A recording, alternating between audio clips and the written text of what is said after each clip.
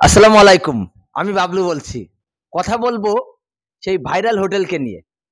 আপনারা জানেন যে নেট দুনিয়ায় ভাইরাল হয়ে সে তামা হয়ে গেছে। কেমন তামা হয়ে গেছে? আগে সে রান্না-বান্না করতো, সে কলাম ডাইরেক্ট টাকা নিত না। লোকজন আসতো, খাতো এবং সে ক্যাশে টাকা থুয়ে যেত।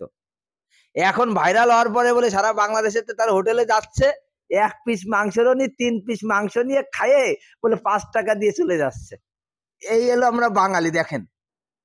কত বড় বোকাচোদা বাঙালি আমরা দেখেন। যে একটা সৎ মানুষ সে মানে তাদের ভরসার পরে দিয়ে থুয়ে গেছে। তাহলে আমি খাবো বলা আছে যে ১ পিস আলু, ১ পিস মাংস দিয়ে ভাত খাইয়ে ৳১০০ দিয়ে যেতে হবে।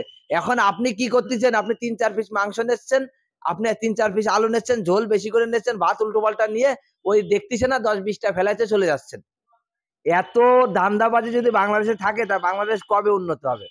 আর এই যে সৎ যারা হোটেল আছে, যদি বাংলাদেশের সৎ লোক থাকতো তাহলে বাংলাদেশের সৎ ব্যবসায়ীও বাইরে যেত। আমরা হলো অসৎ, তা ব্যবসায়ীরা কি করে সৎ হবে? তাই এই হোটেল বয় এখন যে অবস্থায় আছে, খুব খারাপ অবস্থায় আছে। এখন তারে সবাই ভিড় জমাচ্ছে, তারে নিয়ে উল্টোপাল্টা ভিডিও বানাচ্ছে এবং তারে মনে করেন যে আপনার যে ব্যবসা এখন জাগা মতো চলে যাচ্ছে। কারণ এখন মানুষ শুধু তার ভিডিও বানাচ্ছে ক্যামেরায়, এখন তার ব্যবসা করার সময় নাই। তা আসুন আমরা এরকম সৎ ব্যবসায়ীর পাশে দাঁড়াই এবং তাদেরকে সাহায্য করি। যাতে আরো ৫ টা সৎ ব্যবসায়ী আমাদের বাংলাদেশে তৈরি হয়। ভালো থাকবেন, সুস্থ থাকবেন। আল্লাহ হাফেজ।